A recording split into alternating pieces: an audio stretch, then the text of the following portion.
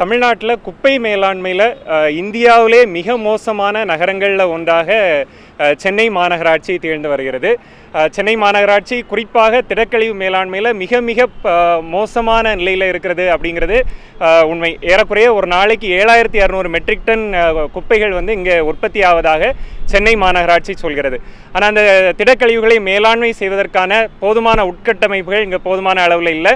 இருக்கக்கூடிய உட்கட்டமைப்புகளை கூட இங்கே மாநகராட்சி போதுமான அளவில் பயன்படுத்தலை அப்படின்னு சொல்லலாம். இந்த சூழலில் இங்கே உருவாகக்கூடிய ஏறக்குறைய 2100 மெட்ரிக் டன் குப்பைகளை தினமும் வட சென்னையில் இருக்கக்கூடிய கொடுங்கையூர் குப்பை கிடங்கு பகுதியில் எரித்து அழிப்பதற்கான குப்பை எரிவுலைகளை நிறுவுவதற்காக இந்த மாநகராட்சி திட்டமிட்டிருக்குது.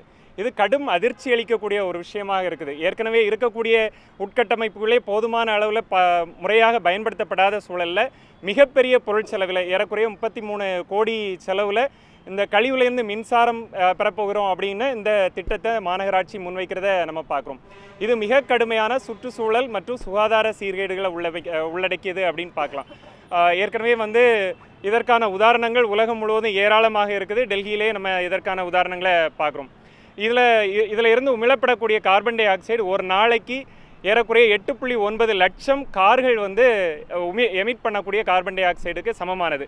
ஒரு பக்கத்தில் தமிழ்நாடு அரசு காலநிலை மாற்றத்தை கட்டுப்படுத்துவதற்கான ஏராளமான முன்னெடுப்புகளை எடுக்கக்கூடிய அதே சூழலில் இன்னொரு பக்கத்தில் காலநிலை மாற்றத்தை தூண்டக்கூடிய இது மாதிரியான நடவடிக்கைகளில் ஈடுபடுறது அப்படிங்கிறது ஒன்றுக்கொண்டு மிக முரணான விஷயமாக பார்க்க வேண்டியது இருக்குது.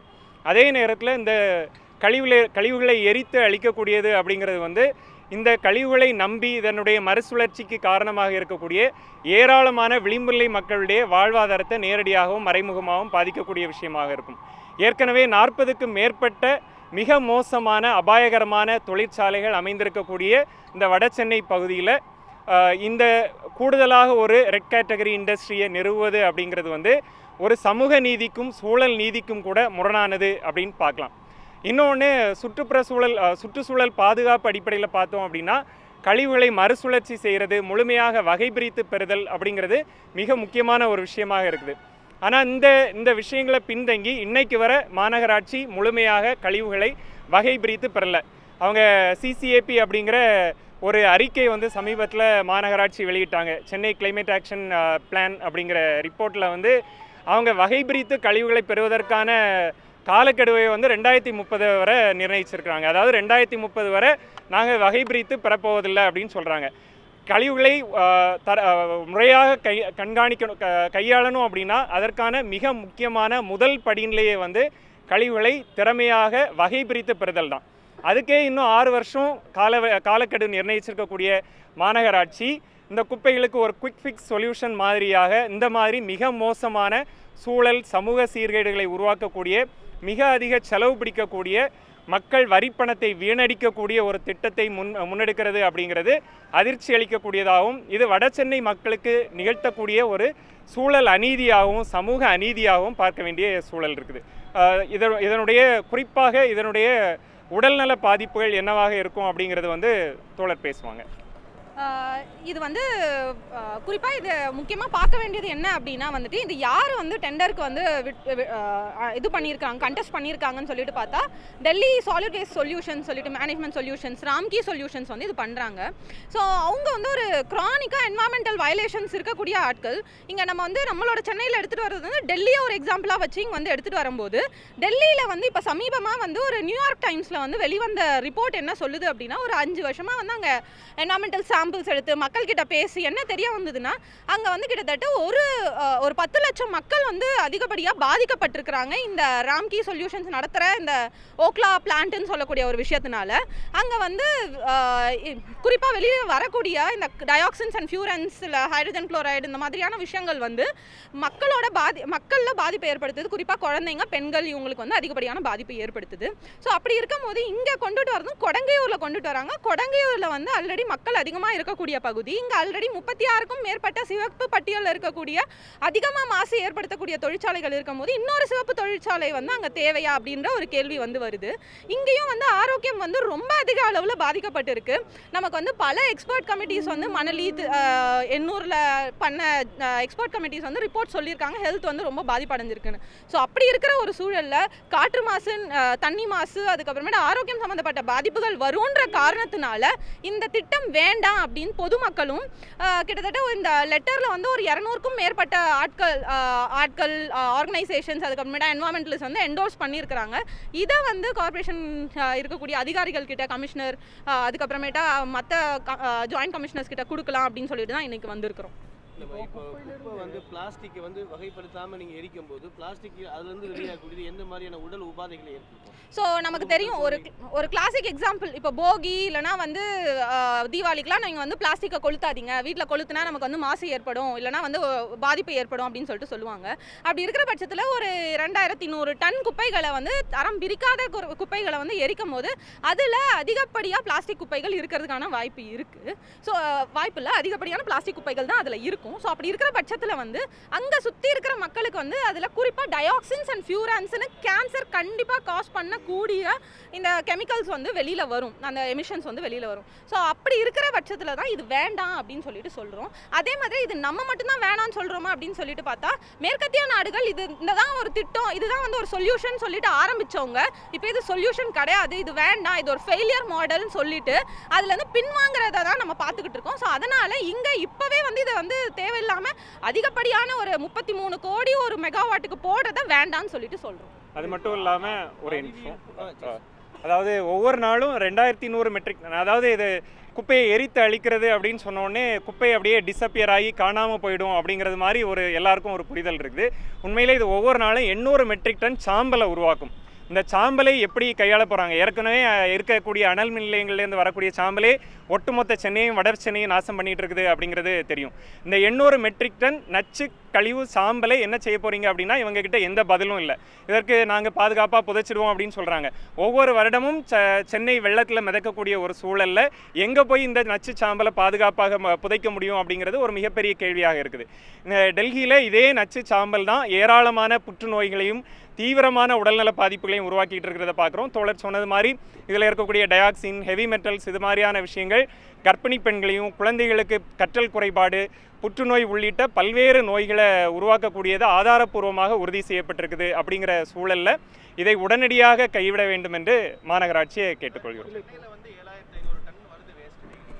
பெருங்குடியிலையும் ஒரு 100 ஏக்கர் கிளியர் பண்ணிட்டாங்க, இன்னொரு 100 ஏக்கர் பண்ணுறாங்க. அங்கேயும் 22 ஏக்கர் தான் கொட்டுறதுக்கே இடம் இருக்குது. ஸோ அந்த அடிப்படையில் எப்படி நம்ம இவ்வளோ வேஸ்ட்டை வந்து கையாளுறது? தீர்வு அப்படின்னா முதல் படிநிலை வந்து கழிவுகளை அதோடைய உற்பத்தியிலே கட்டுப்படுத்துறது. குறைஞ்சபட்சம் மாநகராட்சி இங்கே தடை செய்யப்பட்ட நெகிழி வந்து இங்கே கிடைக்காம பண்ணியிருக்கிறாங்களா அப்படின்னா இல்லை. எல்லா இடத்துலையும் இவங்க தடை செய்யப்பட்ட பொருட்கள் அப்படின்னு சொல்லக்கூடியது தாராளமாக புழங்கிட்டு இருக்குது. அப்போது அன்இன்டரப்டடாக இங்கே இருக்கக்கூடிய உற்பத்தி விற்பனையை எந்த விதத்துலையும் கட்டுப்படுத்தாமல் வெறும் கழிவுகளை மட்டும் நாங்கள் சரி பண்ணுவோம் அப்படிங்கிறது வந்து எந்த விதத்துலையும் அது கையாளவே முடியாது. நீங்கள் 7600 மெட்ரிக் டன் ஒவ்வொரு நாளும் ஏதாவது பாதுகாப்பான வழி இருக்கா அப்படின்னா நிச்சயமாக இல்லை. முதல்ல இந்த கழிவுகளை அதனுடைய உற்பத்தியிலே கட்டுப்படுத்துறது அப்படிங்கிறது மிக மிக முக்கியமான விஷயம்.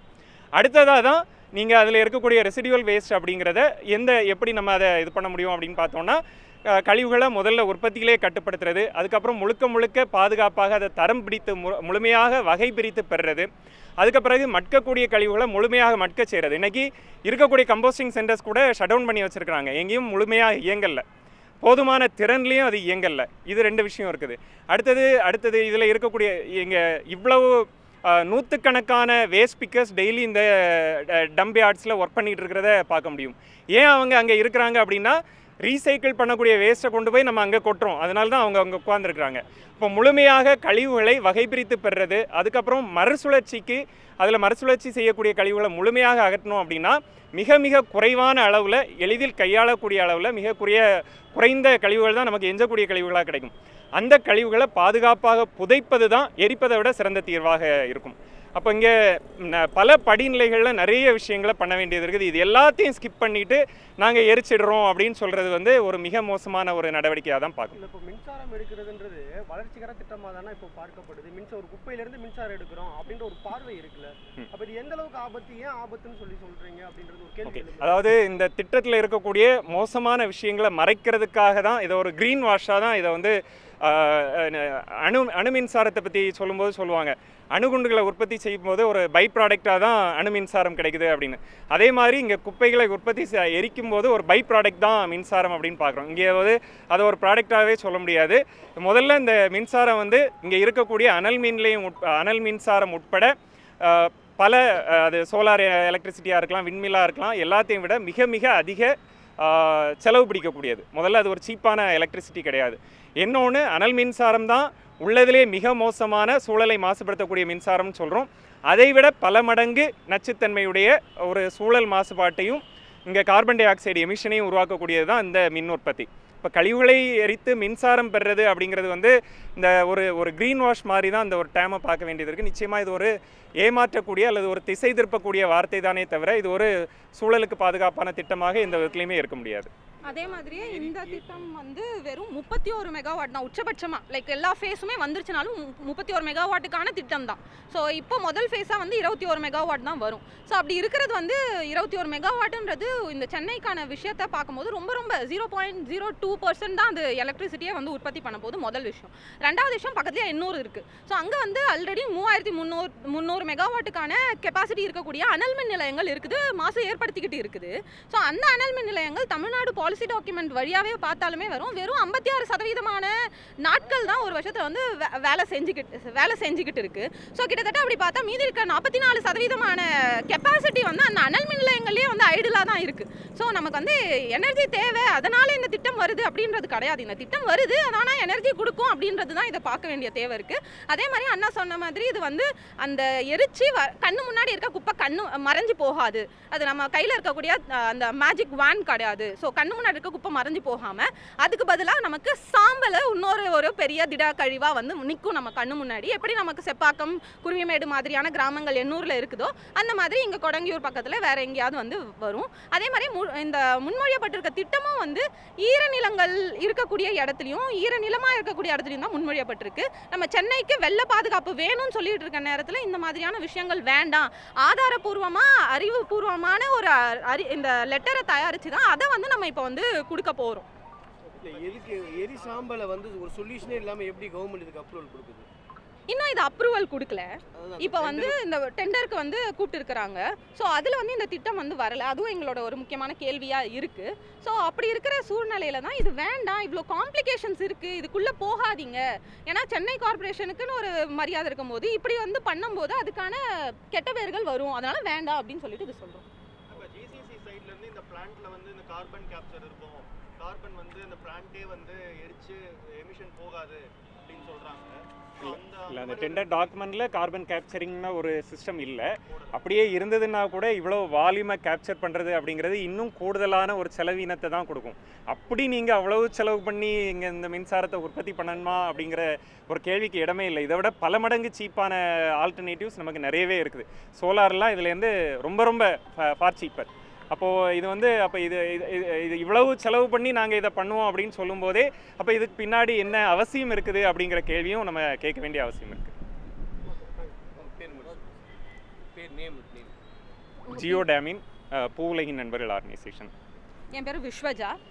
நான் வந்து சென்னை கிளைமேட் ஆக்ஷன் இப்போ நாங்கள் ரெப்ரசென்ட் பண்ணியிருக்கக்கூடியது நிறைய ஆர்கனைசேஷன்ஸ் இருக்கிறாங்க. இது வந்து எரியுலையற்ற சென்னைக்கான கூட்டமைப்பு அப்படிங்கிற ஒரு அமைப்பின் இதுதான்.